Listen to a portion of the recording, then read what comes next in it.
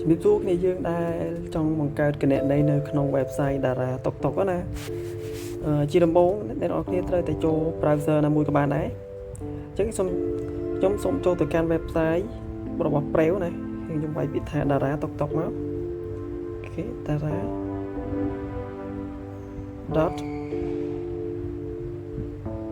TikTok អញ្ចឹងវា load ឲ្យនៅលើនឹងស្រាប់ខ្ញុំធ្លាប់វាយអញ្ចឹងណានេះយើងអាចមើលនៅខាងលើនេះ website ឈ្មោះ new order ហ្នឹង Dara TikTok ណាហើយខ្ញុំคลิกលើនឹងមួយមកអូខេអញ្ចឹងចូលមកកាន់ dashboard របស់ Dara TikTok ណាពុកម៉ែបងប្អូនឬក៏គ្នាយើងណាคลิกមើលកន្លែងតាមដៃត្រេ3នេះមកដើម្បី check មើលអញ្ចឹងមានន័យថាអានេះខ្ញុំមានគណនីមួយហើយអញ្ចឹងថ្ងៃនេះខ្ញុំមកបង្ហាញអំពីរបៀបបង្កើតគណនីនៅក្នុងហ្នឹងណាអញ្ចឹងនៅពេលដែលពុកម៉ែបងប្អូនឬក៏គ្នាយើងចូលមកណាវាអត់ទាន់មានគណនីទេអញ្ចឹងឧទាហរណ៍ថាឥឡូវខ្ញុំសាញ់ឲ្យណាខ្ញុំសាញ់ឲ្យសិនខ្ញុំ log out អញ្ចឹងឧទាហរណ៍ណាអញ្ចឹង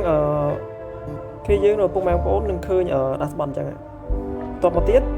ពុកម៉ែបងប្អូនคลิกមកកាន់កន្លែងខាងក្រោមនេះវាដាក់ do not have account คลิกមកក្រោមមកហើយយើងសាញ់ app ពីមួយមកអូខេអញ្ចឹងមកដល់កន្លែងនេះយើងកន្លែង username អូខេ username គ្នាយើងអាចបំពេញឈ្មោះរបស់អ្នកនរគ្នាណាគ្នាយើងណាសិនវិញថាលីហេអូខេចាំមកហើយ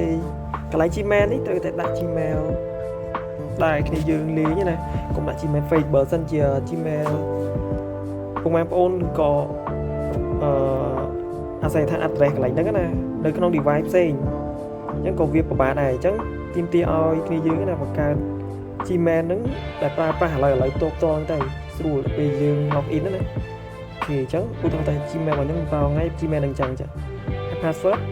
ខ្ញុំ create ទៅនេះខ្ញុំឧទាហរណ៍ទេអូខេហើយបន្ទាប់មកទៀតកន្លែង confirm នេះ confirm ពីឥឡូវណាលេខកូដឲ្យដូចគ្នានឹងចូលលើនេះអញ្ចឹងចុច I'm not robot ហ្នឹងហើយគ្រីចុចកន្លែង sign up ទៅអូខេដោយសារតែខ្ញុំមានគណនីមួយហើយអញ្ចឹងខ្ញុំអត់ចាំបាច់ sign up ទៀតទេតែសម្រាប់គ្នាយើងអត់ទាន់មានណាធ្វើឲ្យវាចេញគ្រីហើយអត់ verify ហើយចុចកន្លែង sign up វានឹងតែទៅមុខទៀតហើយអញ្ចឹងនៅពេលដែលគ្នាយើងចុចទៅដល់មុខណាវានឹង load dashboard មួយទៀតឥឡូវខ្ញុំបង្ហាញ